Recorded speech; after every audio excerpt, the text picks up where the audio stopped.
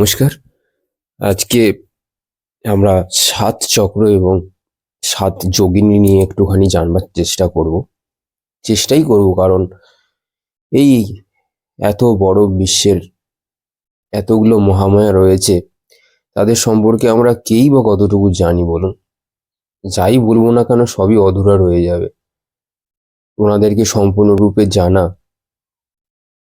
এক সাধারণ মানুষের ক্ষেত্রে, আমাদের মতন সাধারণ মানুষের ক্ষেত্রে সত্যি সম্ভব নয়। কারণ তাদের এত বিদ্যা, মহাবিদ্যা, এইগুলো আলোচনা করতে গিয়ে আমরা দেখতে পাবো যেখানে আমরা ১০ মহাবিদ্যার কথা আলোচনা করব, এবং সেখান থেকে এই ৬৪টা যোগিনীর থেকে মোটে ৭টা যোগিনীর কথা আমরা আলোচনা করব, তাও সেটি একটি দেবীর। তাহলে বুঝতে পারছেন আমাদের জ্ঞান কতটা পূর্ণ নয়।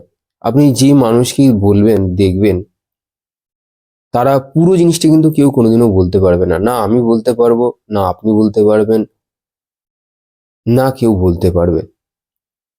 সম্পূর্ণ জ্ঞান থাকা এই সৃষ্টির এ মানে কারো দ্বারা এতটা সাধ্য নয়। চলুন একটু জানার তবু চেষ্টাই করি আমরা। তো আজকে আমরা যে ৭ চক্র এবং ৭ যোগিনীর কথা বলবো, এটা জানতে গেলে আমাদেরকে না একটু পেছনে যেতে হবে। আমাদেরকে একটু দশ মহাবিদ্যার কথা জানতে হবে। আমরা সবাই জানি, মোটামুটি কম বেশি সবাই জানে। এটা এমন কোনো আহ, গুপ্ত কিছু ব্যাপার নয়, সবাই মোটামুটি জানে। তো প্রথম যে মহাবিদ্যাটা রয়েছে সে হচ্ছে কালী, সবাই জানি তাকে। দ্বিতীয়টি হচ্ছে গিয়ে তারা, এরও আমরা নাম শুনেছি। ৩ নম্বর হচ্ছে গিয়ে ত্রিপুরা সুন্দরী, বা অনেকে একে ষোড়শী বলে, অনেকে ললিতা বলে। যারা জানেন এ সম্পর্কে দেবীর কথা, তো সবাই মোটামুটি জানে, খুব সুন্দর হয় দেবী। আচ্ছা, ৪র্থ নম্বর আমরা হচ্ছে ভুবনেশ্বরীকে বলি। ৫ নম্বর আমাদের ভৈরবী আসে। ৬ নম্বর আমাদের ছিন্নমস্তা আসে। ৭ নম্বর আপনার ধূমাবতী আসে। ৮ নম্বর বগলামুখী আসে। ৯ নম্বর দেবী মাতঙ্গী আসে। তারপর ১০ নম্বর দেবী কমলা আসে, যাকে অনেকে লক্ষ্মীও বলে। তো আপনি এই যে আমি ১০টা মহাবিদ্যার কথা বললাম, এদেরকে আপনি একসাথে দেখতে পাবেন। মানে আপনি যদি কোনো সময় কালী পুজোতে কালীঘাটে যদি কোনোদিনও যান, ঠিক আছে, তো এখানে দশ মহাবিদ্যা বলে একটা জায়গা আছে। আপনি ওখানে যদি কাউকে কোনোদিনও বলেন যে আমি দশ মহাবিদ্যা, মানে কালী পুজোর সময় আপনাকে আসতে হবে। ওরা পার্টিকুলারলি সেই সময়টাতেই আর কি করে পুজোটা। তো আপনার ওই ১০টা দেবী পরপর এরকম দাঁড়িয়ে থাকে, একটাই আর কি মঞ্চে, একই প্যান্ডেলে ১০টা দেবী পরপর দাঁড়িয়ে থাকে। আমার কাছে ভিডিও আছে, কিন্তু সেটা জানি না ইউটিউব কোনোদিনও এটা গাইডলাইন্স দেবে কিনা, মানে এটাকে পাবলিশ করবার জন্য। সেই আমি গিয়েছিলাম দেখতে, ঠাকুর দেখতে গিয়েছিলাম, আমার তো খুবই ভালো লেগেছে। তো আপনারা যদি কোনো সময় পারেন, তো যদি সম্ভব হয়, জানি না কোথায় থাকেন আপনারা, যদি কলকাতার মধ্যে থাকেন তবে তো কালীঘাট আসাটা আপনাদের পক্ষে খুব একটা বিশেষ অসুবিধা নয়। আপনারা যে কোনো সময়, কালী পুজোর সময় আপনি যখন আর কি হবে, তো তখন আপনারা এসে একবার দেখতে পারেন। প্রত্যেক বছর ওই থিমটা সেমই থাকে, ওটা চেঞ্জ হয় না। আমি এক বন্ধুর সাথে গেছিলাম আর কি দেখতে। তো ঠিক আছে, তো এই দশ মহাবিদ্যা যাদের কথা বললাম, তাদের মধ্যে একজনের কথা আমি একটু আগেই বলেছি, ৩ নম্বরে রয়েছে ত্রিপুরা সুন্দরী, দেবী ত্রিপুরা সুন্দরী। অনেকে একে ষোড়শী বা দেবী ললিতা নামেও জানে। এবার আপনার এই যে মাতা ত্রিপুরা সুন্দরী আছে, ওনার একটা ললিতা সহস্রনাম বলে একটা আহ, জায়গা আছে, অনেকদিন আগে আমি দেখেছিলাম। তো সেখানে ওনার সাথে ৭টা যোগিনী অ্যাসোসিয়েট করে, মানে ওনার সাথে থাকে আর কি। ৭খানা যোগিনী থাকে এই ত্রিপুরা সুন্দরী দেবীর সাথে। ললিতা সহস্রনামে আপনি হয়তো পেতে পারেন। তো সেখানে যে আহ, ৭টা যোগিনীর কথা বলেছে, সেটা আমাদের ৭টা শরীরের যে চক্র আছে সেগুলোকে আপনার নির্দেশ করে। যেরকম আমাদের মূলাধার সেন্টার যেটা রয়েছে, আমরা প্রথমেই একটুখানি এগুলোর এলিমেন্ট সম্পর্কে একটু জেনে নেবো, তাহলে আমাদের সুবিধা হবে। ১ নম্বরে রয়েছে হচ্ছে মূলাধার সেন্টার, আপনার একদম শরীরের নিচে একদম অবস্থিত, যেটা এটা না আর্থ এলিমেন্টকে রিপ্রেজেন্ট করে। আর্থ মানে হচ্ছে পৃথিবী, পৃথ্বীতত্ত্ব। তো এই পৃথ্বীতত্ত্বকে আপনার মূলাধার আপনার নির্দেশ করে। অনেকে দেখবেন ওই যাদের চুল টুল পড়ে যায় দেখবেন খুব খুব চুল ওঠে, বুঝতে পারেন না কেন উঠছে। এটা অনেক কারণের জন্যই হয়, কিন্তু মেন যে কারণ সেটা হচ্ছে শরীর থেকে আপনার বোন ডেন্সিটি কমে যায় অনেকের দেখবেন। এগুলো হচ্ছে শরীরে আপনার পৃথিবী তত্ত্বটা কমে যায়, কারণ আমাদের যে শরীরটি আছে সেটা তো আপনার পঞ্চতত্ত্ব, মানে হচ্ছে গিয়ে পাঁচটা যে এলিমেন্ট আছে সেই এলিমেন্ট দিয়ে কিন্তু আমাদের এই শরীরটা তৈরি হয়েছে, নির্মাণ হয়েছে। এর কথা আমরা আগেই বলেছি পঞ্চতত্ত্বের কথা, আবার এটাকে আমরা আর এখন সেটাকে রিপিট করে অডিওটাকে লম্বা করব না। হুম। তো তো সেই মূলাধারের দেবী হচ্ছে শাকিনী, বুঝলেন? তো মূলাধারকে যে দেবী রিপ্রেজেন্ট করে থাকে সেই মূলাধারের দেবী যে শাকিনী। আপনাদের প্রথমে একটু বলে রাখি যে আমি সাতটা কোন যোগিনীর কথা বলবো। প্রথমে তো আসছে শাকিনী, আসছে তারপরে কাকিনী আছে, তারপর লাকিনী আছে, তারপর দেবী রাকিনী আছে, তারপর ঢাকিনী আছে, তারপর আপনার হাকিনী আছে, তারপর একদম উপরে রয়েছে ইয়াকিনী। তো সাতটার কথা বললাম। তো মূলাধারকে যে রিপ্রেজেন্ট করছে সে দেবী হচ্ছে গিয়ে দেবী শাকিনী। এটা অ্যাকচুয়ালি যোগিনী, মানে ত্রিপুরা সুন্দরীর সাথে আর কি থাকে এই সাতটা যোগিনী।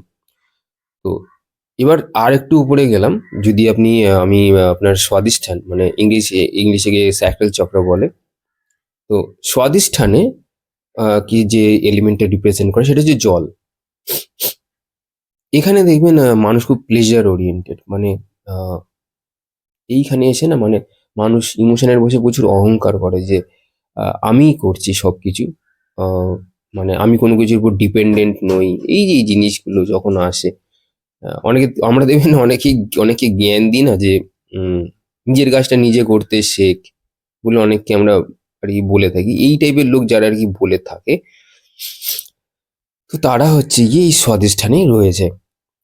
তো যাই হোক, এটা হচ্ছে গিয়ে জলতত্ত্ব।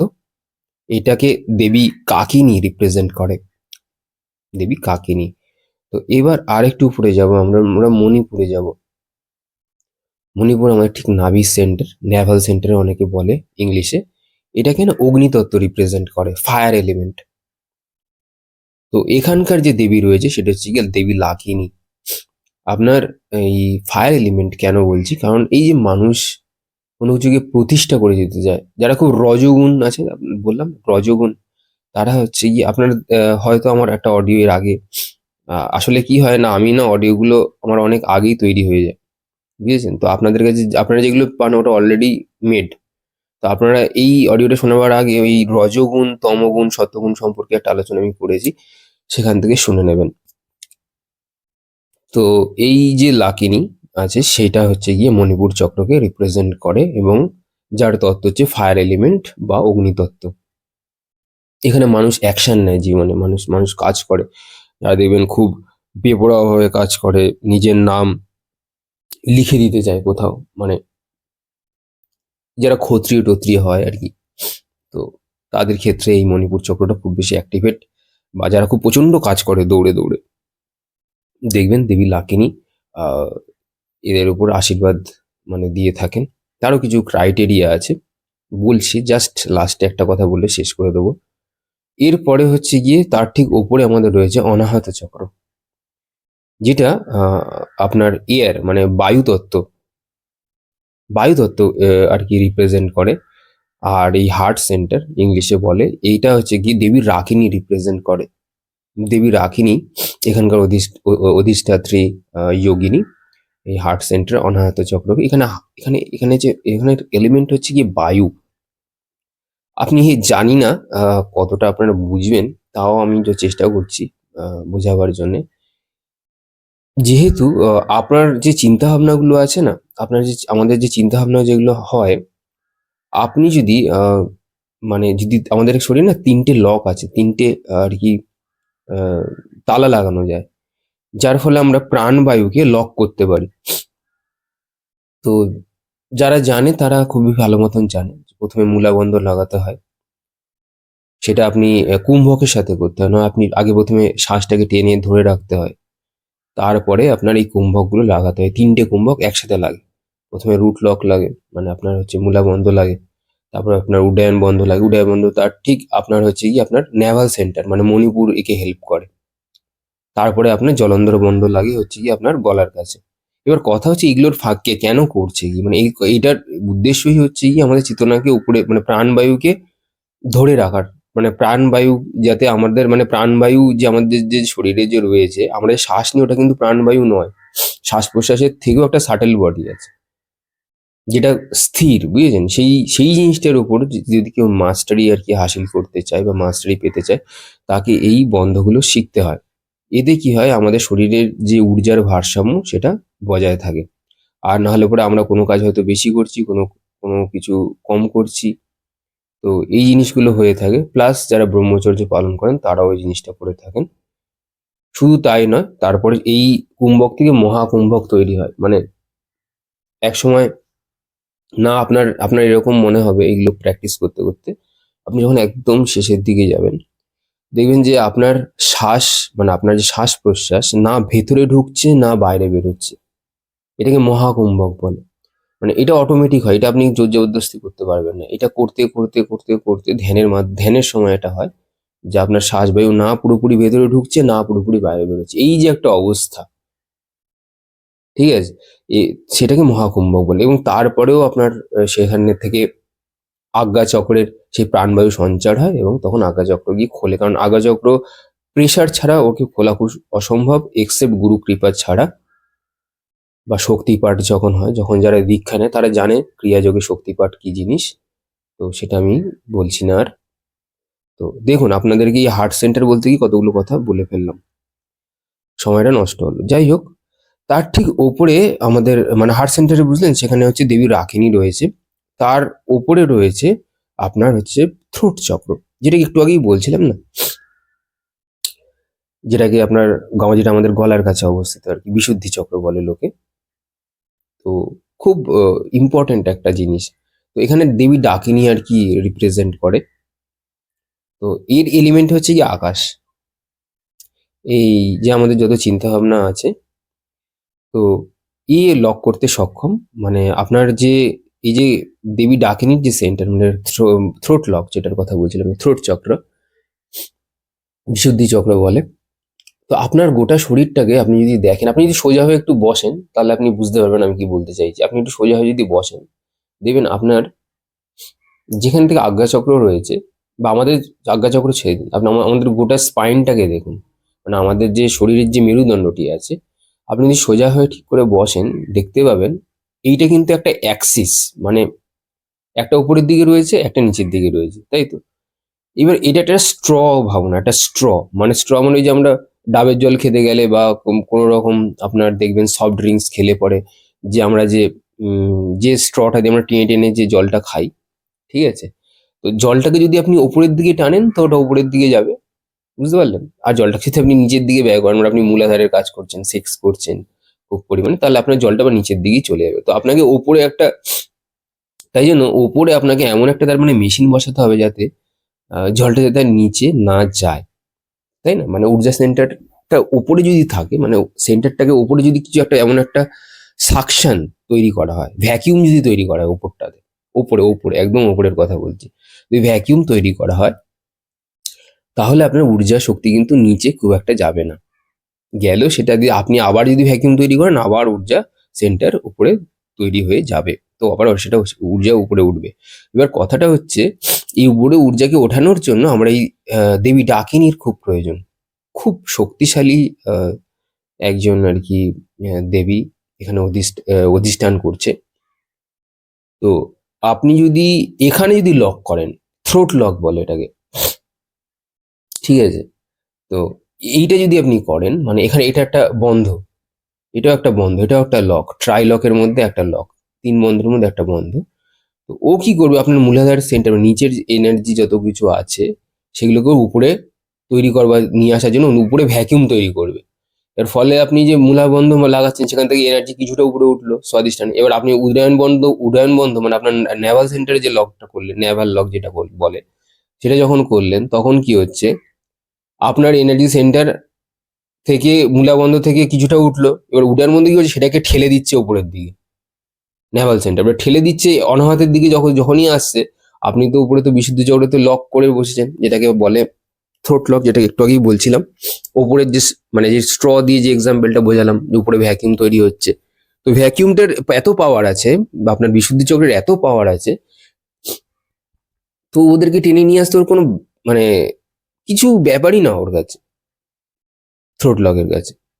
যাদের গলা খুব খারাপ হয়ে যায় দেখবেন, মানে কি বলে ওটাকে, গলা খারাপ বলতে আমার কাছে ঠান্ডা ঠান্ডা লেগে যায়, তারা যদি এই অভ্যাসটা করে অনেকাংশে তারা হেল্পফুল হয়।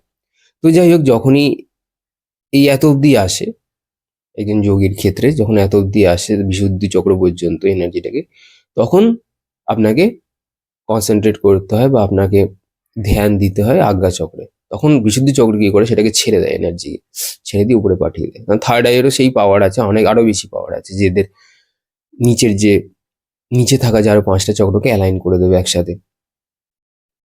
আশা করি আপনাদেরকে বোঝাতে সক্ষম হলাম।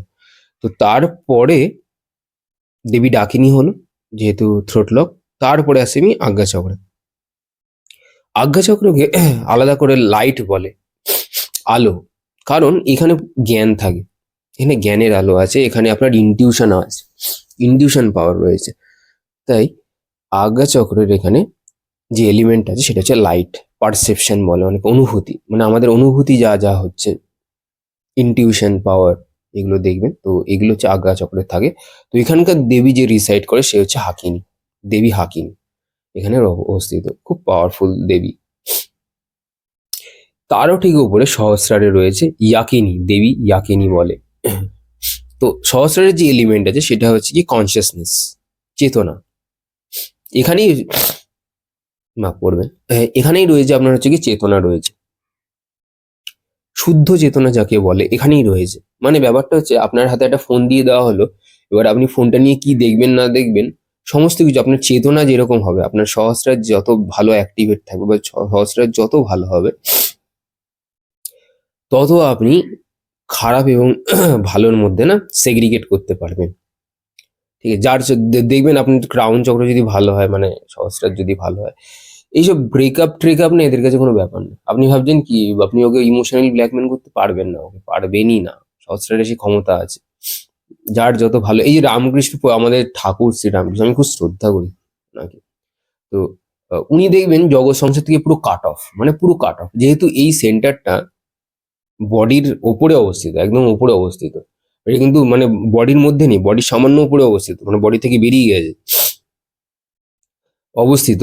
ফলে এই জাগতিক যে জিনিস, যে ব্যথা থাকে, জাগতিক যে ব্যথা থাকে, সেগুলোকে দিয়ে এই ব্যক্তিকে হার্ম করা কিন্তু নেক্সট টু ইম্পসিবল। মানে প্রায়, আমি বলছি না অসম্ভব, মানে সম্ভবই না, আমি বলছি নেক্সট টু ইম্পসিবল। যদি প্রকৃতি চায়, বা সে ব্যক্তি যে দেবদেবীর ইষ্টকে ধ্যান করে, সেই দেবী যদি চায় যে হ্যাঁ এই ব্যক্তিটা এইটার দ্বারা ব্যথা পাক, তবেই এটা পসিবল। মানে নর্মাল আমার এবং আপনার মতন মানুষের পক্ষে তাকে ব্যথা দেওয়া, স্পেশালি এই সমস্ত জাগতিক বিষয় নিয়ে ব্যথা দেওয়া, তার কাছে কোনো ব্যাপারই না, মানে সেইগুলোকে কোনো ম্যাটারই করে না। রামকৃষ্ণকে দেখেছেন যে এই সমস্ত পয়সা টয়সা, উনি মেটেরিয়াল জিনিসের থেকে প্রচন্ড দূরে থাকতেন। আমি বলছি না যে আপনারাও দূরে চলে যান, তাও বলছি না।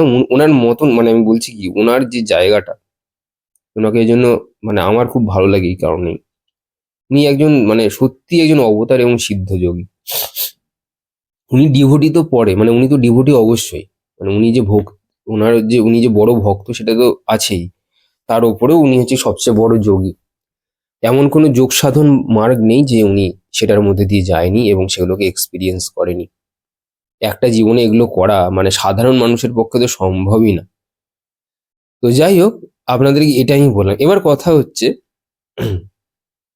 এই যে এতগুলো যোগিনীর কথা বললাম, শাকিনী, কাকিনী, লাকিনী, রাকিনী, ডাকিনী, হাকিনী, ইয়াকিনী।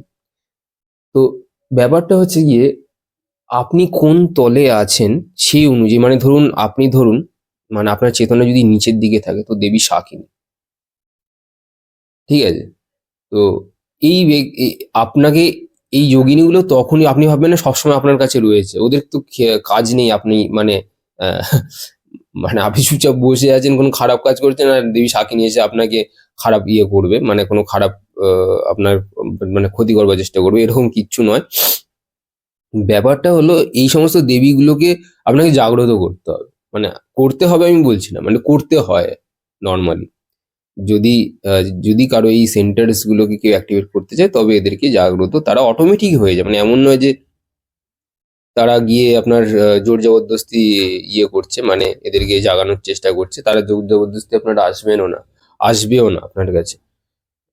তো সেগুলো বলবো কোনো এক সময়। তো আজকে এতটুকুই আমি আর কি বলবার চেষ্টা করেছি। আজকে এত অবধি থাক না, পরের দিন না হয় এটা নিয়ে আর একটুখানি বিস্তারে আলোচনা করা যাবে, কেমন? ঠিক আছে, সবাই ভালো থাকবেন। আপাতত আজকে আমি 7 চক্র 7 যোগিনী নিয়ে বলবো বলেছিলাম, তো আমি কিন্তু এটা আপনাদেরকে বলে দিলাম অলরেডি, বা বলার চেষ্টা করলাম। পুরোটা বলা সম্ভব হলোই না সময়ের জন্য। যাই হোক, ধন্যবাদ।